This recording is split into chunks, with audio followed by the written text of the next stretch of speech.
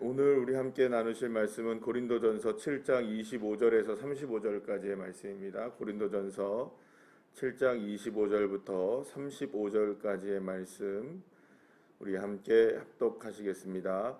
처녀에 대하여는 내가 주께 받은 계명이 없으되 주의 자비하심을 받아서 충성스러운 자가 된 내가 의견을 말하노니 내 생각에는 이것이 좋으니 곧 임박한 환난으로 말미암아 사람이 그냥 지내는 것이 좋으니라. 내가 아내에게 매였느냐 노이기를 구하지 말며 아내에게서 노였느냐 아내를 구하지 말라. 그러나 장가가도 죄 짓는 것이 아니요 처녀가 시집가도 죄 짓는 것이 아니로되 이런 일들은 육신의 고난이 있으리니 나는 너희를 아끼노라. 형제들아 내가 이 말을 하노니 그때가 단축하여진 고로 이후부터 안에 있는 자들은 없는 자같이 하며 우는 자들은 울지 않는 자같이 하며 기쁜 자들은 기쁘지 아니하는 자같이 하며 매매하는 자들은 없는 자같이 하며 세상 물건을 쓰는 자들은 다 쓰지 못하는 자같이 하라.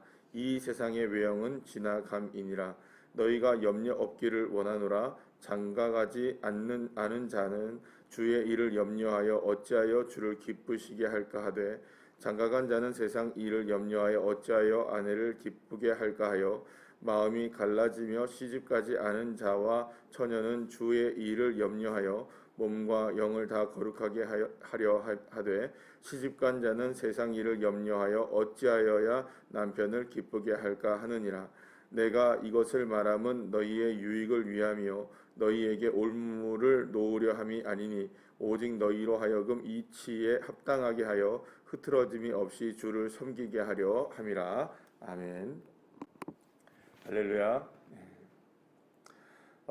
고린도 교회를 향해서 계속하여서 이제 그 고린도 성도들의 문제를 하나하나 이제 짚어가면서 그 교회를 치유하기를 원했던 이 사도 바울은 지금 오늘 본문을 포함해서 앞전에서 계속해서 이제 결혼에 관한 문제 그리고 가정에서 일어나는 여러 가지의 이제 삶의 문제들을 놓고 이야기를 합니다.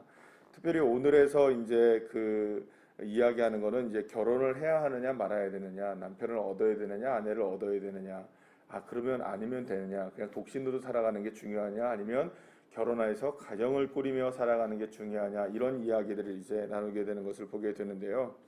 이제 사실은 이제 가장 중요한 것은 무엇이냐면 사실은 이게 결혼을 통해서 매우 중요한 이런 우리가 중요한 걸 한 가지 생각해 봐야 되는 건 뭐냐면 이게 가정을 통해서 공간들이 이루어진다는 겁니다. 이제 무슨 말이냐면 남편과 아내라는 공간이 만들어지게 되고 또 거기 안에서 자녀들이라는 또 하나의 공간이 만들어지게 되고 그 공간들이 사실은 무엇을 이루어 가게 됩니까?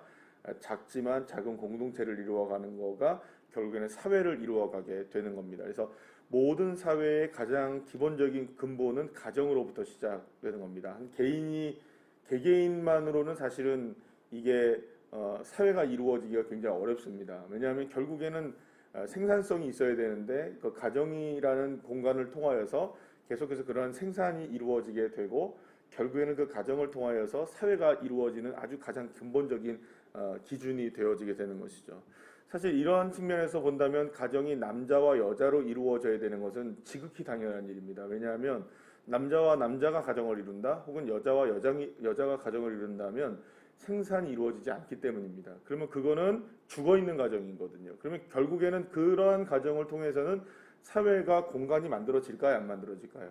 절대로 안 만들어집니다.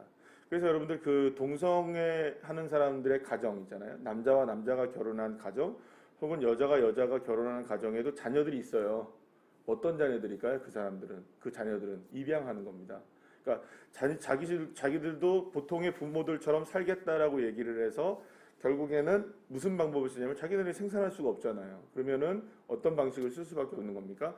남의 자녀를 이렇게 데려와야 돼요. 근데 그 사람들은 얘기하는 게 뭐냐면 어차피 이렇게 버려진 아이들이니까 그 아이들을 데리고 와서 내가 키우는 게 뭐가 잘못됐느냐. 그러면 그게 생산적이냐는 거죠. 그거는 기형적인 가정이 되는 거죠. 그래서 그거는 실제적인 생산이 이루어지는 가정이 아니라 기형적인 가정으로 결국에는 그렇게 가면 어떻게 됩니까? 망하는 거죠. 다 없어지잖아요. 결국엔 생산이 이루어지지 않으니까. 그러니까 기형적인 가정이라는 겁니다. 그러니까 사실은 이런 가정이라는 결혼이라는 제도는 굉장히 신성하고 또 남자와 여자가 만나서 아이들을 이제 낳게 되고 결국엔 가정을 이루게 되는 이 모든 것들은 굉장히 하나님께서 이 세상을 만들어가는 굉장히 신성한 제도 중에 하나라고 말할 수가 있는 것입니다.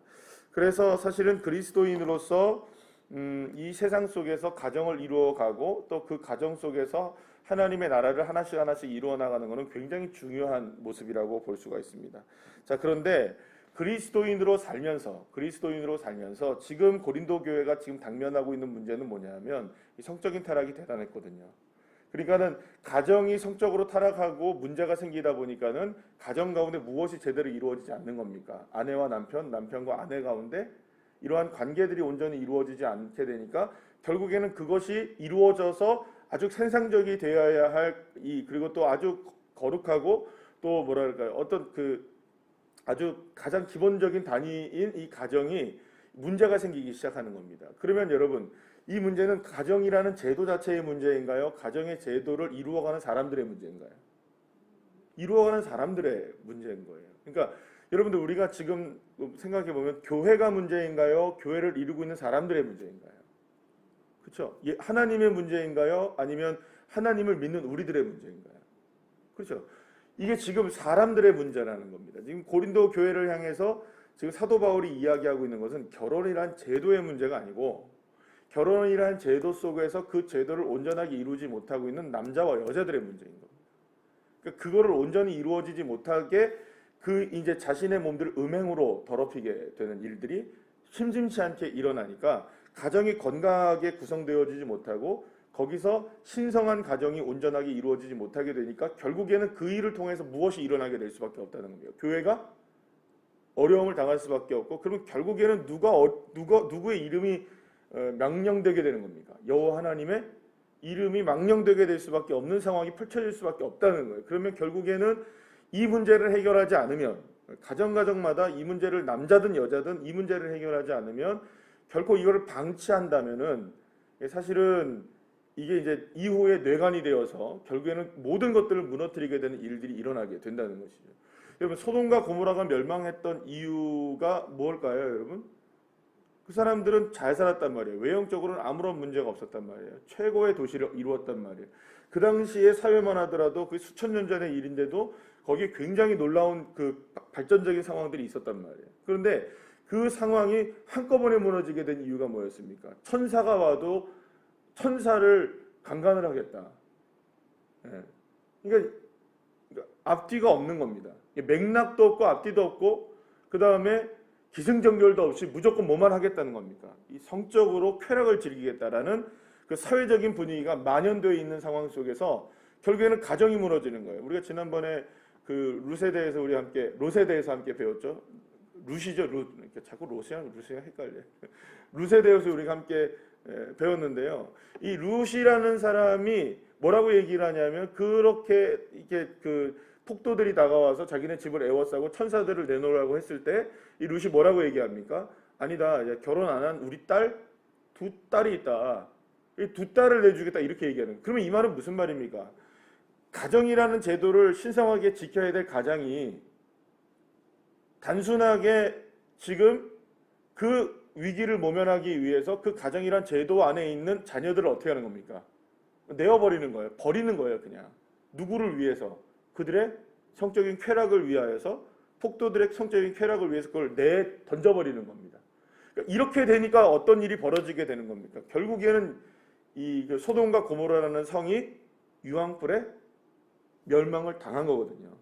그러니까 왜 멸망했느냐? 왜 이 괜찮은 도시가 겉으로 보기에는 너무나 멀쩡한데 왜 멸망했느냐? 그러니까 멸망을 당할 수밖에 없는 요소들이 곳곳에서 도사리고 있었고, 결국엔 그것이 함께 하나가 되면서 결국엔 멸망하게 된 것이라고 볼 수가 있습니다. 그래서 사도 바울은 뭐라고 얘기하느냐? 차라리 그렇게 문제가 성적인 쾌락들과 이런 것들을 조절하지 못할 것 같으면 차라리 뭘 하라는 겁니까? 독신으로 사는 게 훨씬 낫다. 이렇게 얘기까지 하고 있는 거예요. 왜 이런 얘기까지 나오느냐라는 것은, 차라리 그렇게 되면 하나님의 영광을 위해서라도 이 가정을 이루어서 가정을 파괴시켜서 하나님께서 원하시는 삶을 살지 못하게 되는 차라리 혼자 독신으로 살다가 혹은 또 그렇게 하다가 여러분들 독신으로 끝까지 살라는 말이 아니잖아요. 지금 오늘 본문 읽어보면. 그러면 독신으로 살다가 또 남편 아내를 구할 수도 있는 것이고 남편 아내를 구할 수도 있게 되다가 또 독신으로 살 수도 있는 이런 것들을 이야기하고 있는 거예요. 그러니까 여기서 독신으로 살아야 된다, 가정을 이루지 말아야 된다, 혹은 가정을 이루어야 된다, 결혼을 해야 된다, 말아야 된다, 이러한 2차원, 1차원적인 이야기를 하고 있는 것이 아니고요. 여기서 가장 중요한 것은 모든 것을 하게 될 때 누구를 기쁘시게 해야 한다는 것이냐 하면은 결국엔 주님을 기쁘시게 하는 삶을 사는 데 있어서 가장 중점을 둬야만 한다는 것을 우리에게 말씀을 하고 있는 것입니다. 그래서 오늘 그 34절의 말씀에 보면은 마음이 갈라지며 이렇게 얘기하고 있어요.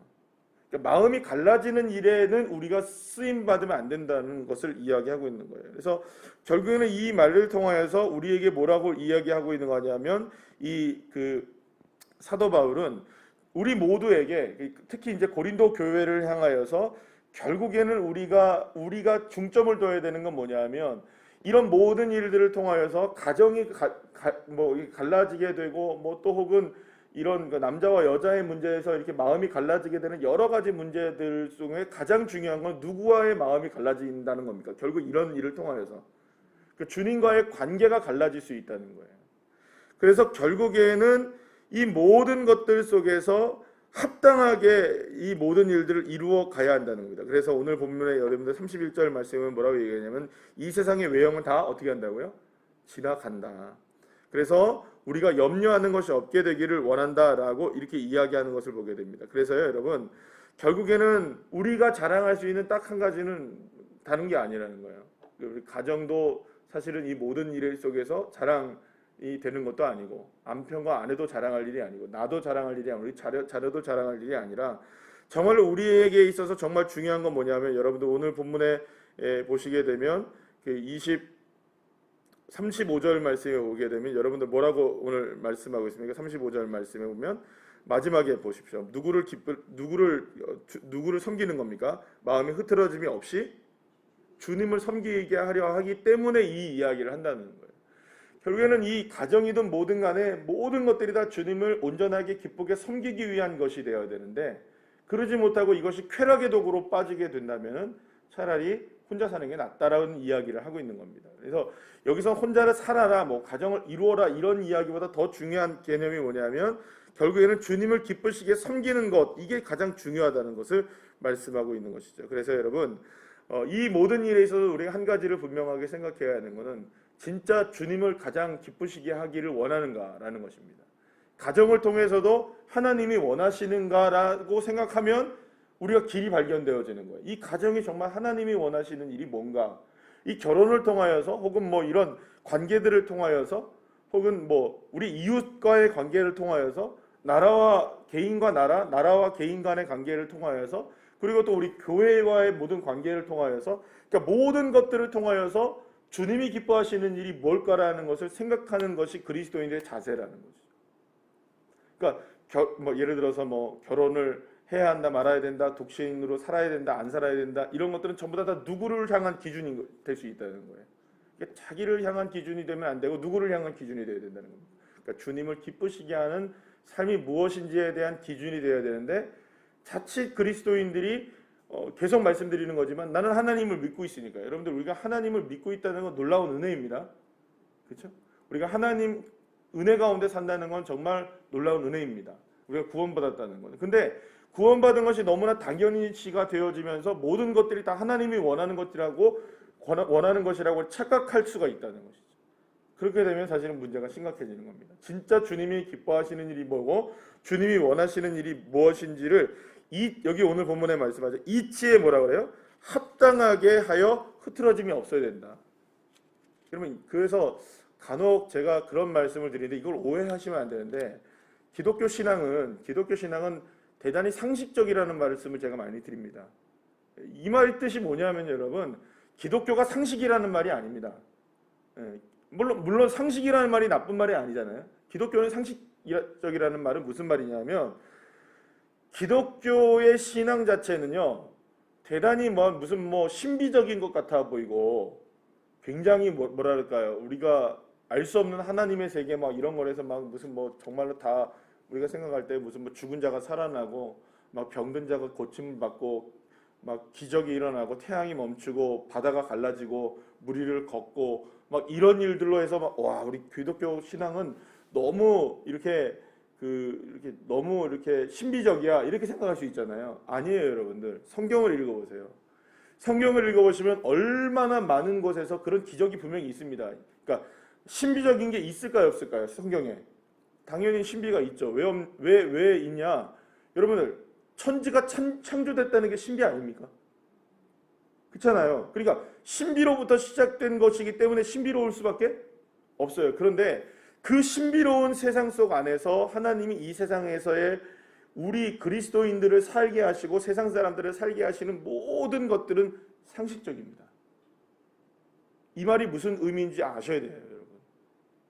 여러분, 이웃을 사랑하라 상식입니까? 아닙니까? 아, 이게 대단하게 신비적인 겁니까? 아니, 이 잣대를 놓고 보면은 기준이 세워지잖아요. 이웃을 사랑하라. 우리가 어제 주일날 말씀 나눈 것처럼. 아니, 이웃을 사랑하느냐 안 사랑하느냐의 기준을 딱 정해놓고 보면 이게 상식적으로 해야 될 일인지 말아야 될 일인지 딱 결정됩니까? 안 됩니까? 아, 이래서 상식적이라고 얘기를 드리는 거예요.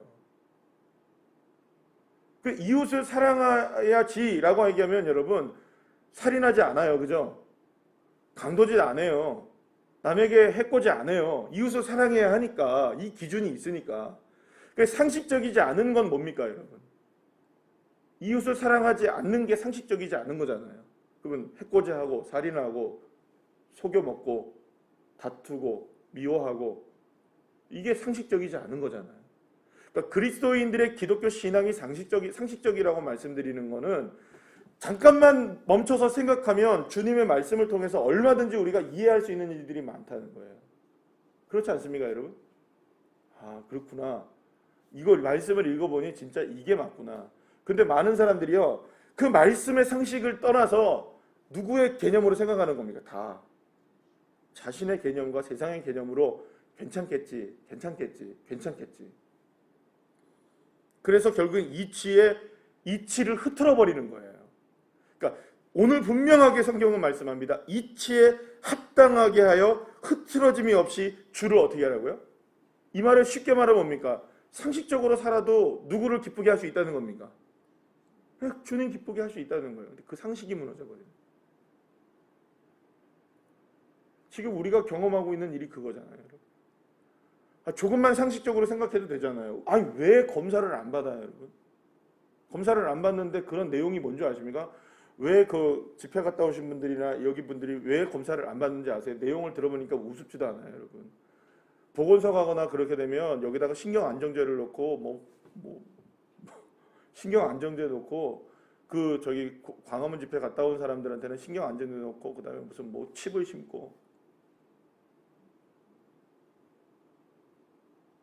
너무 영화를 많이 봐서 너무 많은 것들을 생각해서 그래요. 여러분은 제가 여러분들한테 꼭 권해드리는 게 뭐냐면 유튜브 있잖아요. 유튜브에 빠지지 마세요. 절대 유튜브에 빠지시면 안 됩니다. 그러니까 유튜브 안에 있는 말씀도 딱 어느 교회에 대한 말씀이나 여기에 들어가셔야지. 어떤 유튜버들이 하는 거 있잖아요. 그러니까 소위 말해서 유튜버들이 만들어낸 콘텐츠를 자주 보시다 보면요, 거기에 빠져요, 여러분들. 거기에서 제일 중요한 개념이 뭐냐면 유튜브를 항상 이렇게 보다가 보면은 자꾸 이상한 것들에 빠지게 되는데요. 이 유튜브의 가장 중요한 단점 중에 하나가 뭐냐면 광고 수익입니다. 어떻게 해서든지 구독자를 늘리고 어떻게 해서든지 조회수를 늘리려고 한다면 무슨 얘기를 할 수밖에 없겠어요? 조금 더 자극적인 얘기를 할 수밖에 없어요.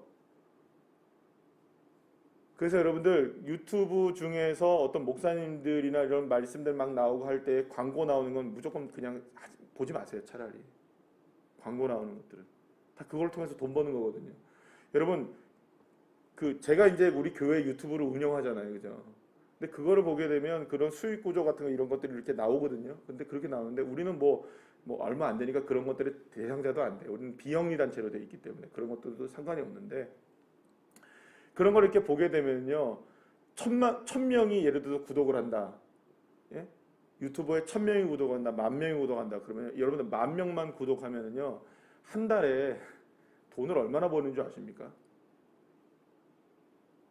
몇 천만 원을 벌 수 있어요.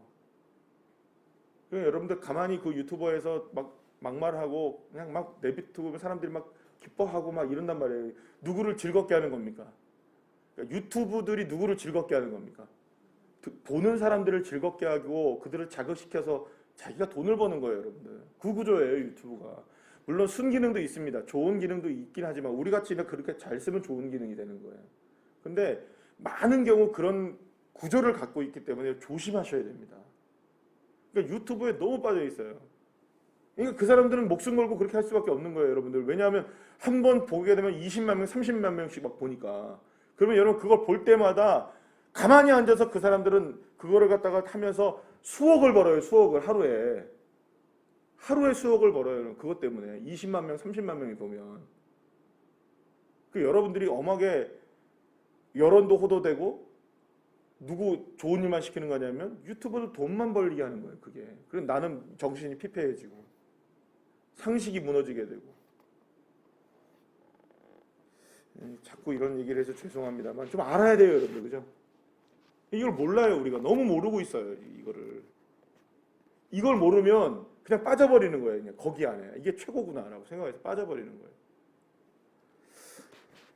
이건 정치적인 성향과의 문제가 아니에요, 여러분들. 이거는 뭐 진보고 뭐 이런 문제가 아닌 거예요, 여러분. 진보는 진보대로 뭐 보수는 보수대로 다 이걸 이용하는 거예요, 여러분들.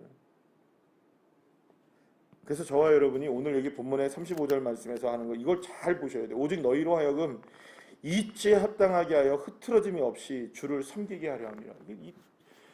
사도 바울이 정말 원하고 있었는 고린도 교회를 향해서 우리를 향해서 하고 싶은 말이 뭐냐? 좀 이치에 맞게 좀 행동하면 된다. 아니 다른 거 다 이야기 안 해도 여러분들 생각해 보세요. 성적으로 문란하게 사는 것이 이치에 합당한 겁니까? 아니잖아요.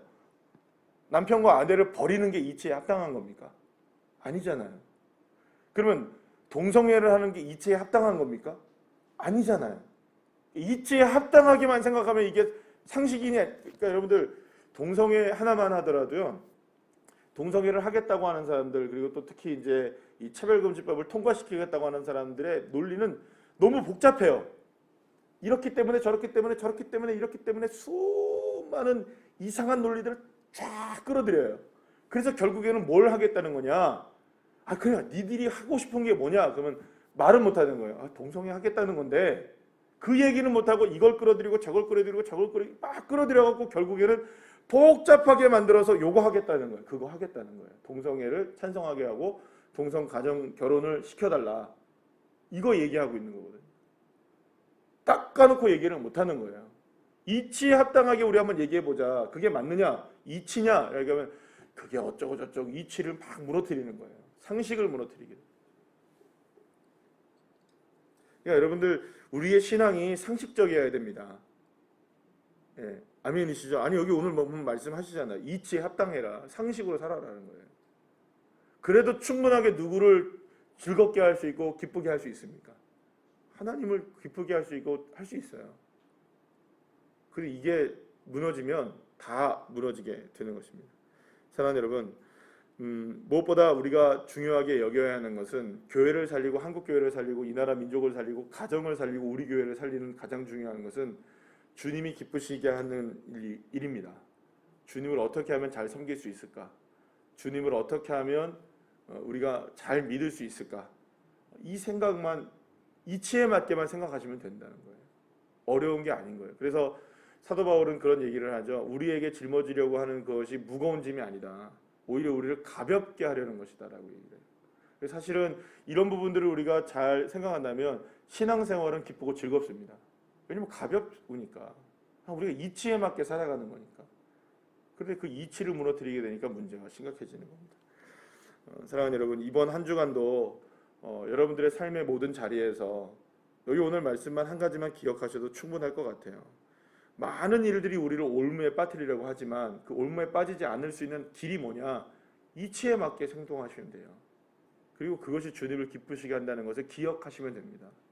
그래서 진짜 믿음의 상식이 통하는 믿음의 상식이죠. 믿음의 상식이 그리스도인들 안에서 좀 통하고 그것이 좀 이렇게 드러날 수 있게 되는 그런 성도들, 저와 여러분들 한 사람 한 사람 되시기를 간절히 축원합니다. 기도하시겠습니다.